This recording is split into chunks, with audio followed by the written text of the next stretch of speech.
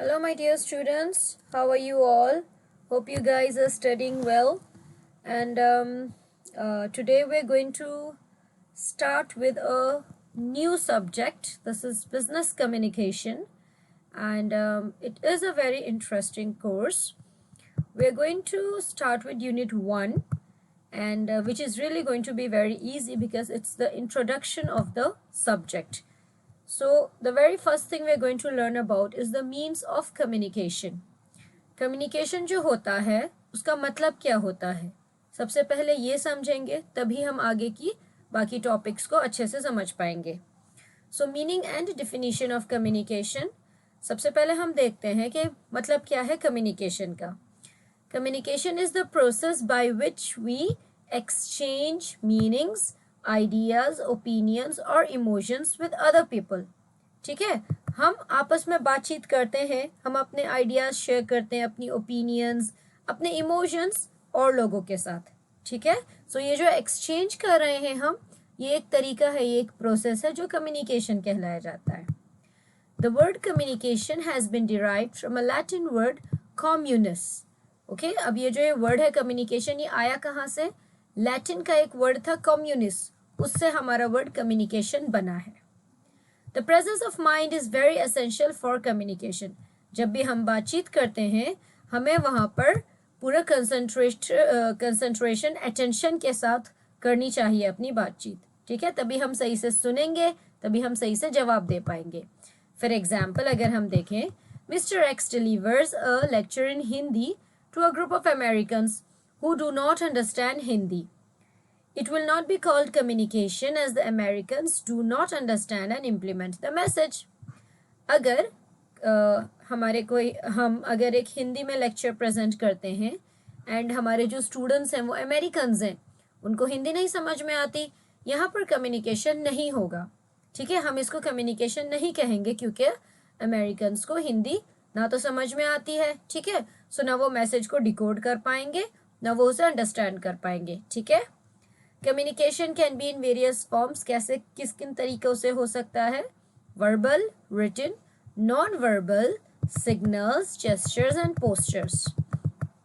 अब देखते हैं कि और लोगों ने कम्युनिकेशन की डिफिनीशंस क्या दी हैं. सबसे पहले है Cyril L Hudson, communication in its simplest form in conveying of information from one person to another. सबसे सिंपल चीज़ है कम्युनिकेशन के बारे में कि कोई भी इंफॉर्मेशन, कोई भी बात, कोई भी जानकारी एक इंसान से दूसरे इंसान तक पहुंचाना. ठीक है, यहाँ पर जो वर्ड है कन्वेइंग मतलब के पास ऑन करना, देना. ओके, देन दूसरी डिफिनीशन है फ्रेड जी मेयर की तरफ से, एंड इनका कहना है the act of making one's ideas and opinion known to others. ठीक है, जो हमारी आइडियाज हैं, हमारी सोच है, जो हमारे विचार हैं, वो जब हम दूसरों को बताते हैं वो कम्युनिकेशन कहा जाता है. ठीक है, ये फ्रेड जी मेयर ने कहा है. अब तीसरा है communication is the interchange of thought और information to bring about mutual understanding and confidence of good human relations. ठीक है, अब ये है American Society of Training Directors की तरफ से. उनका कहना है कम्युनिकेशन में हम इंटरचेंज करते हैं. क्या इंटरचेंज करते हैं? अपनी थॉट, ठीक है, या कोई इंफॉर्मेशन, कोई विचार, कोई जानकारी जो हम शेयर करते हैं. ओके, एंड उसमें अंडरस्टैंडिंग भी होती है. फिर दूसरे को जब हम कॉन्फिडेंस में लेते हैं, उस पर हम यकीन करके उसके साथ हम इंफॉर्मेशन शेयर करते हैं, वो कम्युनिकेशन होते हैं. सो ये 3 डिफिनेशंस हैं, इनमें से एटलीस्ट 2 तो आप अच्छे से याद कीजिए, अक्सर असाइनमेंट्स में, टेस्ट्स में आता है. नेक्स्ट सब टॉपिक है हमारा फेजेस ऑफ इंडस्ट्रियल कम्युनिकेशन. अब इंडस्ट्री की बात चल रही है. ठीक है, बिजनेस कम्युनिकेशन जो है, इट इज़ अ कोर्स जो हम इम्प्लीमेंट करते हैं ऑर्गेनाइजेशंस में, हमारे बिजनेस में, इंडस्ट्रीज में, फैक्ट्रीज में. ओके, सो लेट्स सी इसमें कितने फेजेस हैं. फेजेस यहाँ पर एक तरह से हम लेवल्स की बात कर रहे हैं. सो पहला आता है हमारा interscalar communication. The communication takes place between different levels of personal, workers or scalers. For example, communication initiated from a clerk, lower level, sending a request regarding salary to the manager, higher level. Interscaler में main चीज समझनी है कि different levels पे होता है communication. ठीक है, अलग अलग लेवल्स पे. जैसे कि फॉर एग्जाम्पल एक क्लर्क है जो हायरार्की में लोअर लेवल पे है, एंड वो एक रिक्वेस्ट भेजते हैं सैलरी की मैनेजर को जो कि एक हायर लेवल पे है, ठीक है। सो लोअर लेवल से हायर लेवल मतलब कि डिफरेंट लेवल पे। ध्यान ये रखना है कि सेम कंपनी या सेम ऑर्गेनाइजेशन में इंटरस्केलर चलता है। नेक्स्ट है हमारा intrascalar, okay, intrascalar communication. The communication takes place between workers or personnel of the same level in an organization, company or organization. इसमें क्या होता है, वर्कर्स जो होते हैं वो सेम लेवल में होते हैं, lower level, higher level, middle level, okay. जैसे कि स्टूडेंट्स हैं क्लासरूम में, आपस में जब उनमें कम्युनिकेशन होता है सेम क्लास के, सेम ईयर के, सेम बैच के, दैट इज इंट्रास्केलर कम्युनिकेशन। जो थर्ड वाला है हमारा एक्स्ट्रा ऑर्गेनाइजेशन या स्केलर कम्युनिकेशन। इसमें क्या होता है, in and out of the company. For example किसी एक कंपनी है जो कि may be Coca Cola company है, उनके जो मैनेजर हैं अब वो कम्युनिकेट करते हैं पेप्सी कोला, फैंटा या किसी और कंपनी, किसी और बॉटलिंग कंपनी से या जूस कंपनी से, उनके मैनेजर से या उनके सीईओ से या डायरेक्टर से जब वो कम्युनिकेट करते हैं, मतलब कि अपनी कंपनी से बाहर दूसरी कंपनी में, ठीक है, दैट इज एक्स्ट्रा ऑर्गेनाइजेशन या extra scalar communication. So phases of industrial communication are 3: interscalar, intrascalar, extra scalar, okay, good. Let's move on. Next आता है प्रोसेस ऑफ कम्युनिकेशन। अब ये जो हम अलग अलग टाइप के फेजेस करते हैं कम्युनिकेशन के, ये होता किस तरह से है, इसका तरीका क्या है, इसका प्रोसेस क्या है।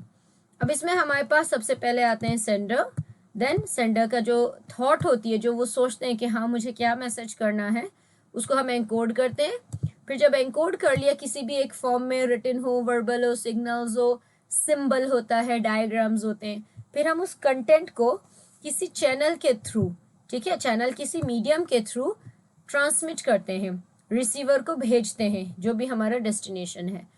उधर से फिर decoding, receiver, action and noise. So basically ये हमारे स्टेप्स हैं प्रोसेस ऑफ कम्युनिकेशन में। अब चलो इनको समझते हैं। इट्स वेरी इजी, आप अपनी लैंग्वेज में भी इनको बना सकते हैं। Seriously it's an easy task. मेरे जिन स्टूडेंट्स को इंग्लिश में प्रॉब्लम होती है, dear students, English is not a difficult language. आपको वर्ड्स को जोड़कर लिखना है, ठीक है। Most of my students have a little problem in grammar.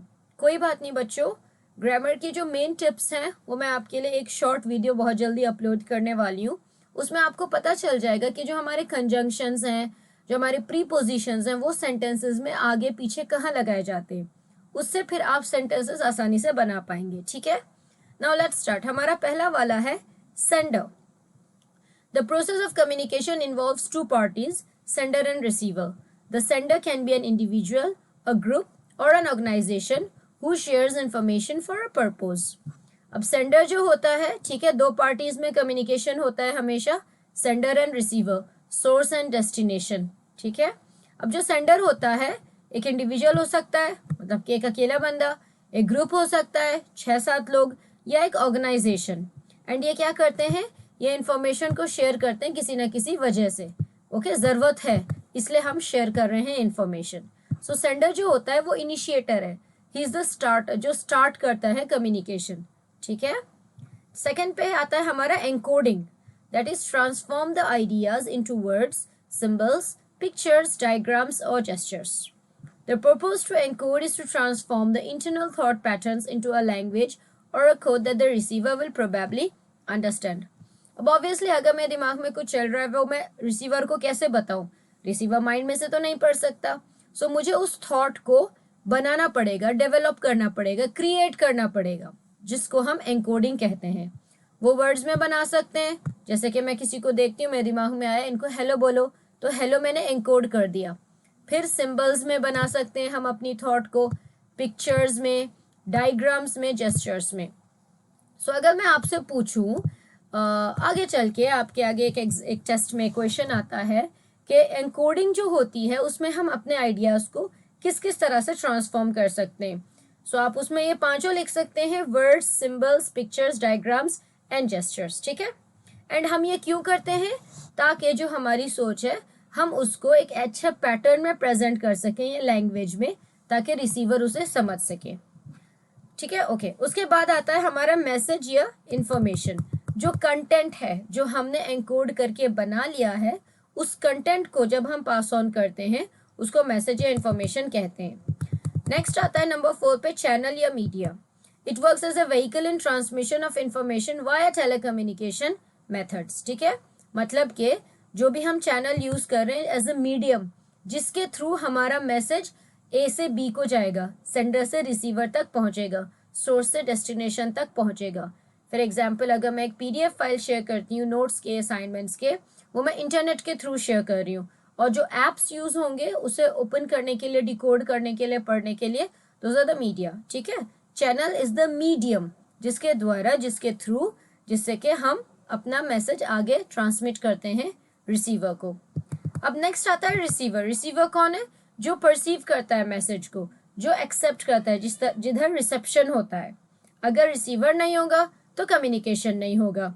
अगर रिसीवर मैसेज समझ नहीं सकता तो भी कम्युनिकेशन नहीं होता। ठीक है, सो आपका मैसेज क्लियर होना चाहिए एंड पूरा होना चाहिए ताकि रिसीवर तक सही से पहुंचे। नेक्स्ट आता है decoding, the translation of the message received into an understandable message to interpret it. Remember जो हमने डेवलप किया था ट्रांसफॉर्मेशन ऑफ आइडिया, एनकोडिंग जो हमने करी थी, अगर वो सही तरीके से नहीं हुई है तो डिकोडिंग भी नहीं हो पाएगी। जो PDF फाइल हमने बनाई है, उस PDF फॉर्मेट को हमारे फ़ोन में खुलने के लिए हमारे लिए PDF का ऐप होना चाहिए। एडोबी रीडर हो सकता है, WPS से खोल सकते हैं, किसी वेब ब्राउज़र से खोल सकते हैं। ठीक है, सो फाइल का फॉर्मेट सही होना चाहिए, तभी वो ट्रांसलेट होके खुलेगा हमारे डिवाइस में। That is decoding. अगर डिकोड नहीं हो पाएगा तो मैसेज समझ में नहीं आ पाएगा, क्योंकि फिर वो सही फॉर्मेट में नहीं आता है। फिर आता है एक्शन या feedback, the response to the message received by the receiver.